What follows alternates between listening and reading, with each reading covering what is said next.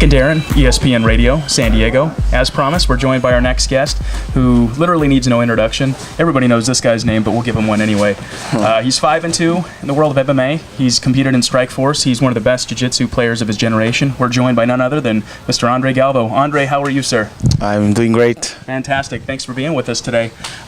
First question I wanted to ask was, I watch a lot of your videos, and I notice with your style a lot, you seem to put a lot of people on defense. Do you think with MMA and also competing in jiu-jitsu, is that the best way to go out there and compete, keeping your opponent always on defense? Do you think that's the best way? Yeah, of course. I think you got to be ready, all the time, and then you got to be, of course, ready for the worst things during the fight, But for me, the best defense is the attack, But I believe all attack, I think it's good for you to be always putting pressure, and make your opponent to be uncomfortable all the time during the fight. So I believe on that. I always thought that translated the best way too, just because your opponent never has a chance to mount any offense when they're constantly defending all the time. Mm-hmm.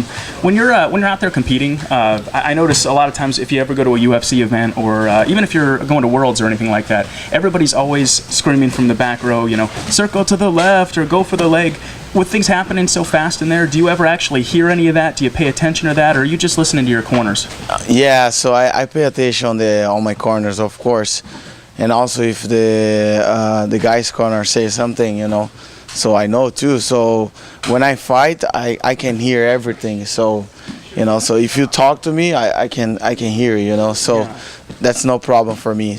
But some guys, they don't listen, Some guys they have the adrenaline, Yeah. So and then they have this problem they can't control. Everybody has adrenaline, but some people can control, so I can't control. So you're never listening to the guys in the crowd ever?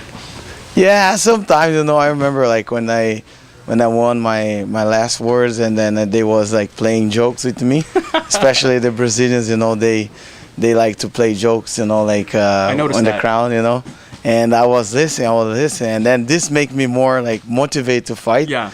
And then I finish the guy, and then I stand up, I look to the crowd, and I was ready to say something, but I just control myself, and I hold it back. I say, okay, so then I just yell at them man, 7-time world champion. That's awesome, man. Yeah. You actually bring up a good point, since you're one of the guys that actually do listen to corners, and even in mixed martial arts for that matter, you notice sometimes when a fight takes place, you're in the other guy's corner, so you're actually listening to what the other guy's corner is saying as well when they're advising him. Yeah, of course. I remember when I was fighting in Strikeforce, and Cyborg was in the corner of George Patino, Macaco, and I was listening to him because we was fighting close by the cage and close by their corner, and I listen everything, so it's good, so. Yeah, but sometimes the corners say bad things, about you. Oh, really? Yeah, sometimes, but. It's okay, Just gotta learn to fight through it and block it out, I guess, right? Yeah, we gotta be focused, concentrate. People also when you're walking through the cage, if it has the guys cheering for the other guy, they say some bad thing for you, right before you fight, So, but you gotta keep in control, So. Yeah, I bet they do. I have no doubt about that. I was always curious about that. Yeah. I was always wondering, and I know you can't put a lot of stock in what you read on the internet. Does Joe Rogan or 10th Planet, do they have beef with you, or is that just something fabricated that you read on the internet? Like what? Do they have any ill will towards you? Do they say bad things about you, or is that just completely made up? No, never. Always when I'm on the UFC, with my friends. I have friends fighting there, and sometimes I go, and also during the breakfast, in the hotel. Eddie Bravo and Joe Rogan always they treat me really well, they come talk to me, and they give me support, Oh, wow. They talk always good things about me, so, and I think we don't have any problem like that. That's fantastic. So. Yeah, I was going to say, that just doesn't make sense to me, because I've been listening to them for a while, and they always seem to support everybody jiu-jitsu. I mean, just an example of another internet rumor. I guess you can't believe everything you read, right? You know what? I had a question. When you're competing in a tournament, Abu Dhabi Combat Club, how long do you usually run camps? I mean, I know in MMA, a lot of people like to run them 6 to 8 weeks. Is it the same when you're competing? Yeah, when I'm doing my camp I do like for like 10 weeks before the fight, you know. Jiu-jitsu or MMA, you know. Jiu-jitsu I take a little bit more, like 3 months. Take you more. know? Yeah. Wow. Why is that? Because, you know, like you need to be on time. It's too much technique, you know, and you gotta be like ready, you know. So for MMA, I think if you train more than 9-10 weeks, you start to get overtrained too fast. You know what I mean? And jiu-jitsu is like a 10 minutes fight, and MMA is just like 3 rounds of 5. You know, it's like a very short fight. Yeah. And you got to be explosive, so this is the right time for me, you know, that works for me, you know. That's fantastic. You mentioned explosive. I noticed watching a lot of your fights, and everybody else probably notices the same thing, is that you're very explosive off your back. What do you do to train, you know, to be so explosive, so quick off your back like that? Yeah, like I try to drill a lot, you know. I like to drill all the positions, all the situations, like my style. I like to play in whatever the opponent offer me, you know.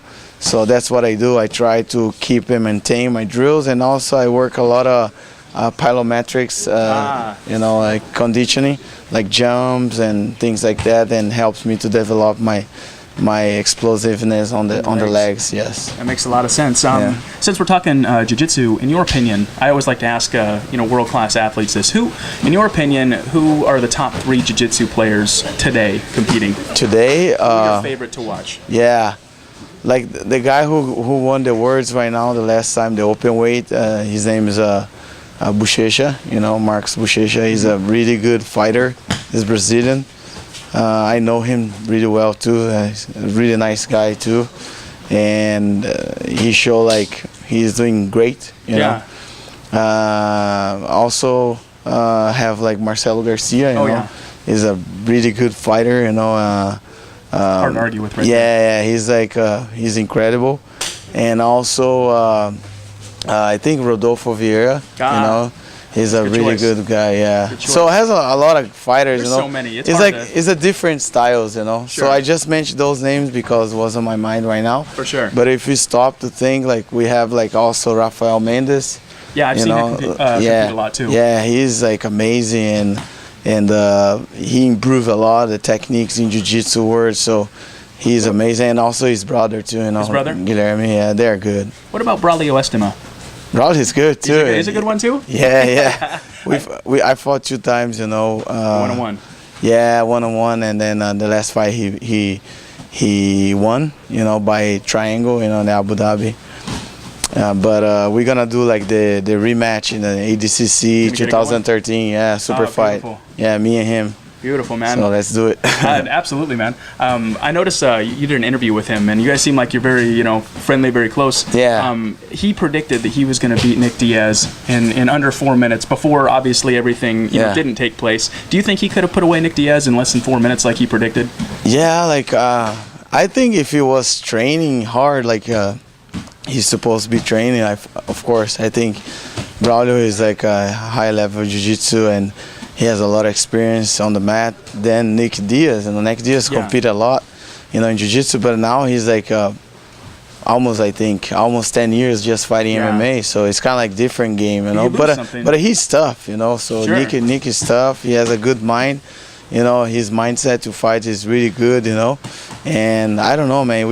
I believe like doesn't have a favorite, you know, like in the fight. So it's pretty hard. Of course, you can pick one guy, you know, your favorite fight, but we never know the results, you know. Yeah, and that's why people love watching it so much. You know? And that was the really unfortunate thing, that we didn't really get to see it, because you know, putting away a guy like Nick Diaz on any level would be hard enough, but to set a benchmark for a time that you're going to do it, and I thought that was pretty bold. It's really unfortunate we didn't get to see that. Yeah. When you're going to compete against a guy like Braulio Estima, a guy that's obviously on your level, top of the food chain, do you ever deal with nerves? I mean, what do you feel like before you go against somebody like that?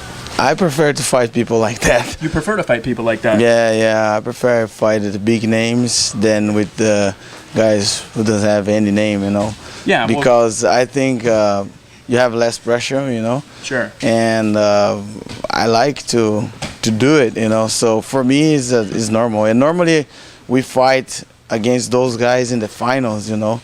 Yeah. It's not like on the first fight, because jiu-jitsu doesn't have like a lottery to do the brackets, you know. Right. They put like the main guys like in the right spot. They Right. just fight in the semifinals can or the meet finals. Yes. So pretty much you fight against these guys like in the finals or super fights. So what I like, when I fight the finals, I'm like really pump it, Sure, So sure. and I love that. So That's fantastic. no problem for me. No problem. I love No, it. no. I love the attitude. Yeah. When you, like I said, you mentioned styles and things like that. If you're going to go against a guy like Estimo, what worries you about his style the most? Is it his legs? Is there any particular area where you feel you need to train? Yeah, like he's pretty flexible, and he's like very.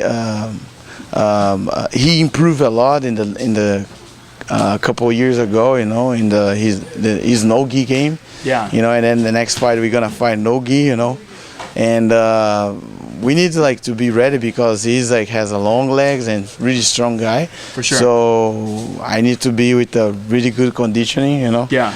And I believe it'll be a really good fight to watch. It'll be a really interesting because it's the first time ever the super fight in ADCC will be against two guys who win the open weight and the weight division in the same division. I mean, I'm under 88 kilos. He won under 88 kilos also in 2009. So it's the first time ever this. So I think it'll be a really good fight to watch, So Definitely. Yeah. Definitely. You mentioned ADCC. Another guy that you competed against was Rusamal Palhares, and usually in the MMA world, everybody's always afraid to go to the ground, not when he's dry, the leg locks. I mean, that's death in the MMA world. I mean, how do you approach a match with a guy like that? I mean, it sounds like you'd be excited to compete against somebody at that level. Yeah, like I told you, when I'm on the finals, Just so jacked. I'm very jacked and pumped, So and I really like to fight this, to fight the finals, especially against a guy who was beating everybody in the tournament, and everybody was really scared about his heel hooks, Right. And he's a really dangerous fighter and really strong fighter, and I knew he has only those shots, the heel hooks attacks and things like that, and we fought 10 minutes no points the first 10 minutes and then 10 minutes with points, and this was the best fight in the last ADCC. It's a really nice fight to watch too. We move a lot all 20 minutes, and he's a beast. Toquinho is really strong, and when he attacked my heel, I just spin right away and tried to get out. So but I knew he was really dangerous, but I knew also he just has those shots, and then I say if I protect myself during the first 5 minutes, I'll be fine, because I knew he was he's an MMA fighter, and then the MMA fighter, they normally fight 5-minute round. Right. So good point. yeah, and then I knew he wasn't trained only jiu-jitsu and grappling I was doing. I was doing for the ADCC. So that was my strategy. I was ready. Strategy. Yeah, good for strategy. that. Yeah. I noticed when you win, you like to do the machine gun, and you like to do follow it up with a jacare. What does that mean? Yeah, no, because Jacare and Braulio, they did the super fight, and I just made I celebrate they celebrate. Braulio always do the machine gun. And kind of he shoot me when he beat me in 2009, and then I shoot him just to say, man, just a little jab. I'm man, I got your gun, So be careful. And Jacare, because Jacare is a great fan of mine, and then I just give a credit for him also, for my victory. That's beautiful, man. Yeah. Got a question. So you're training. It's a cheat day. We're gonna go eat everything in sight. Where's your favorite place to go cheat all day long? To eat? To eat. I like sushi, man. Like sushi? Yeah, that's my cheat. It's a healthy thing. That sounds almost like a healthy cheat. Does that make sense? Yeah, but I eat a lot, man. Also, I like every time when they fight the words, or when they fight some tournament, or right after the MMA fight, we like to go to the In-N-Out, and then we eat the burger. So that's it. That sounds more like it. I noticed at Worlds you got disqualified for protesting a decision that the ref made, and you didn't get a chance to compete. Was that fair? I mean, what was that like for you? I mean, the disappointment, not getting that taken from you. Yeah, I think I did a big mistake, to jump in and try to protect my student, try to argue with the ref, and the ref is the highest authority on the mat, And I did that. I just jumped and started to yell for the ref and try to do my protest, but didn't work. And also this is a part of the rule, and I was like out, I suppose like control more my mind, control more myself, and I suppose like stay and wait. But it's kind of like hard, especially when the guy, when you train your student, when you do your best for your student, and when the guy trained really, really hard and the guy deserved the victory.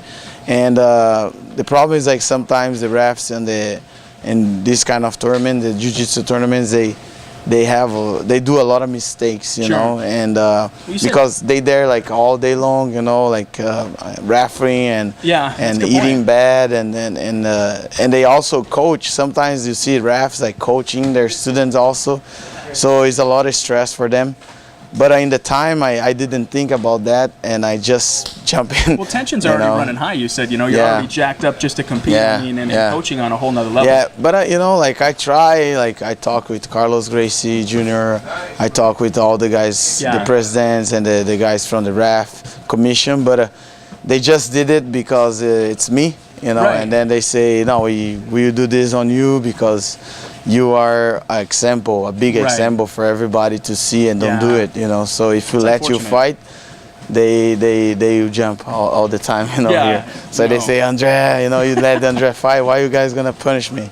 So that's why, So I just wanna say like sorry for all my fans, for that, because it just happened. I just try to protect my student, but. Well, you went on, but it didn't work, Yeah, and I mean, you went on especially record for me. is apologizing, and you stood up. Have you heard from the IBJJF since then? They sent email for me also, and I talk with them like a lot, and then they also like agree with me, they say thank you for me to apologize. The IBJJF, I didn't say any bad things about them. Sure. I think they did the right decision, because that's fair. It's supposed to be, like that, and was my fault, So that's it. Humans, that's all you could do. Yeah, humans they have like mistakes, so and then I did mine.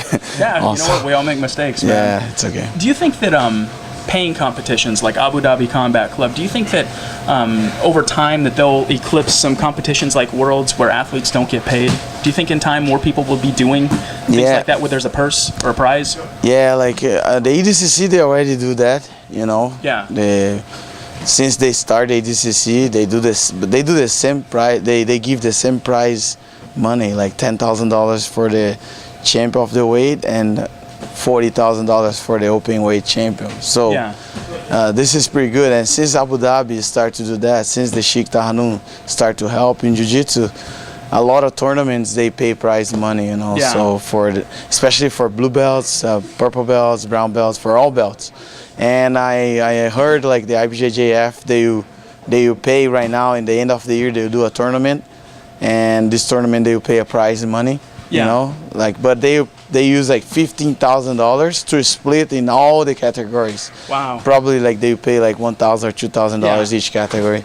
So it's not that much, but they just start, So I believe in the future it'll be like that, yeah. Yeah, I mean, it's hard to say, because like I said, you notice the popularity of jiu-jitsu is getting more and more. You go to, Worlds or anything like that. I mean, the place is packed. I mean, there's a couple thousand people there now, and they're all paying, So there is a lot of money involved. And, let's face it. I mean, a lot of the guys that are competing, your health, your reputation is on the line as a gym. If you take a loss, I mean, wouldn't you say that affects business? Yeah, and you say like, let's say like, to fight the Worlds, you pay like $150 or almost $200 to fight. Yeah, you're paying too. Yeah, no, like the world champions, they don't pay, the black belt world champions. But the other guys,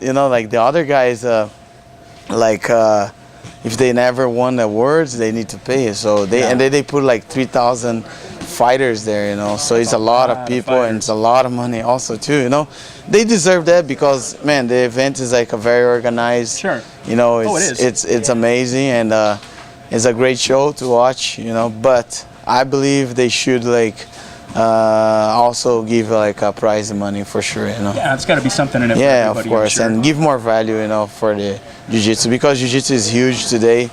and everybody knows jiu-jitsu right now since the MMA starts, you know. Yeah. Like with the Royce Gracie in the beginning in the 90s, you know, and until now. And jiu-jitsu, you know, we know like if you don't know jiu-jitsu, you can't fight MMA. You know what I mean? So you gotta know something, you know.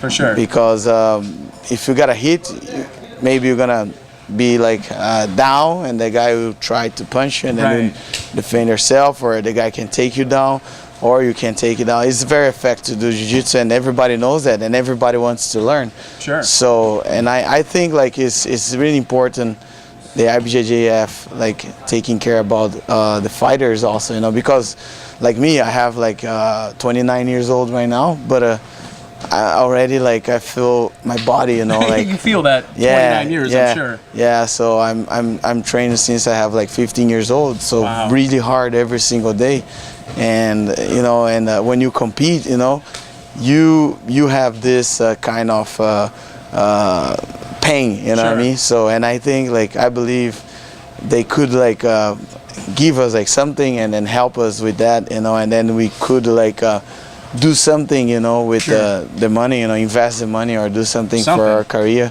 you know. So I believe they should do that. I think that's a good point. Yeah. You know, 2 more questions before we go. You mentioned Worlds and all the competitions and everything. For people out there that have never actually seen any of the competitions, when you get all the way to the end and it's just the black belts going at it, sometimes you see a guy make a mistake or he gets submitted and they take it so hard. Could you explain to everybody that hasn't seen, why does a black belt take it so hard with a loss at a place like Worlds or just getting submitted? They're devastated. Can you explain something like that to people who don't know? What do you mean, like when the guy feel like bad when this happened? Well, I mean, it's bad enough when you lose on points, but sometimes when you see a guy get submitted, I mean, it's like their world is over. You know, everybody they know on the planet saw it, and they take it so hard. Why is that? It's kind of like, you know, depends. You know, I believe this depends of each one. If the guy really did all his best, you know, he gave his best for the fight, you know, and if this happened, it's because the other guy was superior than him on the match, you know, and he could be happy, you know. But it happens, you know, for one momento, like nobody likes to lose, you know, especially like by submission or by TKO or whatever. So nobody likes to lose. I believe like the human born to be champion. I mean, we born to be champion. Nobody born to be loser. You know what I mean? So, and then when this happened, you kind of like, you know, you start to have like a movie in your head, you know, of all your train and all your diet and everything you did for that, and this happened, you know. But sometimes, you know, when like me, you know, like when I feel the guy is superior than me. Yeah. And I gave my best, and this happened. I just try to see the mistake I did on my train, you know, the mistake I did during the fight or something like that, you know, and then you fix that, and then you keep going, you know what I mean? Sure. But some people, after they lose, they just go down and down, you know, they put themselves like really down, you know, and depends then on the person. I guess, I believe so, you know, depends, but if you train, if you did everything right, if you had a great camp, you don't have a reason to be sad. You know what I mean? Yeah, you just need to lift your head up, you know, and say, that's all you can do. And say, man, you know, the guy was better than me, so tomorrow I'll train more, you know, so, or I'll change something to be better, you know. Just going to dictate the next 6 months of training. What you need to do. Yeah, you know, so for sure. What you can do, you know. Yeah, no, a good point. So one last thing, I've always thought that Brazilian Jiu-Jitsu will be great for kids. You know, it's a great remedy for bullying. Yeah. You know? Usually when you see kids, and my concern when you see kids competing is that you don't want to see young kids get trauma to the head, you know. Yeah. Jiu-Jitsu kind of remedies that. I think it's good for bullying. It teaches them the value of competition and just, you know, being active out there. How early, or I'm sure you guys have kids in here. I mean, what is the youngest you would recommend training? I think like depends of the kid. They can start with 4 years old. Wow, as early as 4. Yeah, but some kids, the good age to start is like 6. That's 6. You know, but a lot of kids they start with 4 or 5 years old. You know, it's getting younger and younger. Man. Yeah, but depends of the coordination if they pay attention or not. You know. And most of the kids, they like to compete, you know. they train to compete. You know, they like to go to the tournament. They enjoy a lot, you know, the tournaments. So, and the parents love too, you know, because they go with their kids. You know, they want to see their kids doing good. Yeah. Even if they lose, you know, they proud of the kids because they did it. So it's really nice. You know, jiu-jitsu is for everybody. You know, also like for women, it's really good for women because the women they are like really flexible, you know, and they are like they don't have like muscle like us. Yeah. You know, and they can develop a lot of techniques. You know, they kind of like fight more smart than the men's. You know. Right. I've seen that. And yeah, and the kids they improve, you know, themselves a lot. They believe more in them. You know, like they like more athlete. You know, more acrobatic. You know, and the technique helps a lot because they don't need to, like, if somebody try to punch them, they don't need to punch back. They just control the guy. Take what somebody gives you. Yeah, you know what I mean. So it's really nice. You know, jiu-jitsu is amazing. I feel like really blessed to fight this, you know. I'll bet. It's a great remedy for everything. Yeah. It kind of makes you wonder what Worlds is going to be like in 20 years when you have people that have been training since they were 4. I mean, what's that going to be like, you know? We haven't even seen that yet. Man, it would be crazy. It's like... I can't wait to see it. Yeah, in Brazil, a lot of guys, they start like with 5, 6 years old, 7, you know. But most of the fighters in Brazil, they start on teenage, you know. Oh, really? Yeah, they start with 12, 11 years old, you know, like... They start with 14 years old, you know. That's interesting. Yeah, I start with the 14 years old in judo. In judo, no kidding. That's a good. I love watching judo. Too. Yeah, you actually see it in the Olympics now. Yeah, today. Of course. Brazil got a gold with Sarah Menezes. I saw that. I saw that. That's beautiful, man.